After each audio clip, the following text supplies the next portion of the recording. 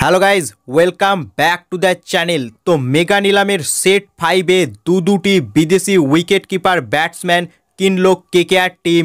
হ্যাঁ friends, set 5 থেকে দুটো উইকেট কিপার ব্যাটসম্যানকে কিনেছে নাইট রাইডার্স টিম, যেখানে South African left handed wicket keeper batsman Quinton ডিকককে 3,60,00,000 টাকায় কিনেছে কেকেআর টিম, এবং রহমানুল্লাহ গুরবাজ অর্থাৎ নাইট রাইডার্স এর ঘরের ছেলেকে আবারও ঘরে ফিরিয়ে আনলো কেকেআর। তাকে বেস্ট প্রাইস 2 কোটিতে কিনেছে কেকেআর টিম।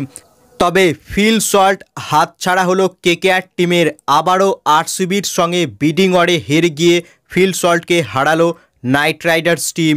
11,50,00,000 টাকায় ফিল সল্টকে কিনলো রয়্যাল চ্যালেঞ্জার্স ব্যাঙ্গালোর টিম। অর্থাৎ আরসিবি কেকেআরের পিছনে লেগে আছে, অর্থাৎ কেকেআরের প্লেয়ারগুলোর ওপরেই বিডিং করছে আরসিবি টিম, এবং তাদের কাছে কিন্তু কেকেআরের থেকে বেশি টাকা রয়েছে।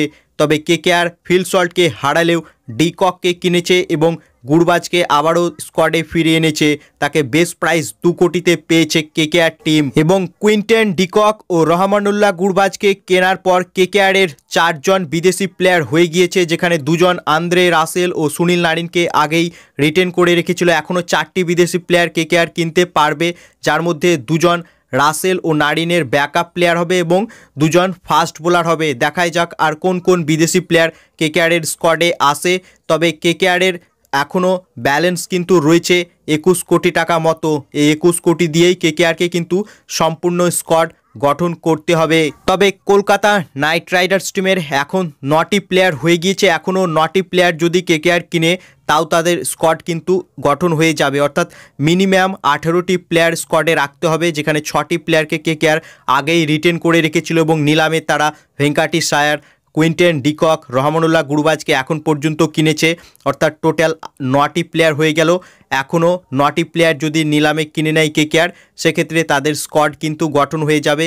এখনও 21 কোটি রয়েছে। দেখাই যাক আর কোন কোন প্লেয়ারগুলোকে কলকাতা নাইট রাইডার্স টিম কিনতে পারে। সো ফ্রেন্ডস, তোমাদের কি মনে হয় আর কোন কোন বিদেশি প্লেয়ারগুলোকে তোমরা কেকেআরকে কিনতে দেখতে চাও তা কমেন্ট বক্সে লিখে জানাও, এবং পরবর্তী আপডেট পাওয়ার জন্য চ্যানেলকে করো সাবস্ক্রাইব।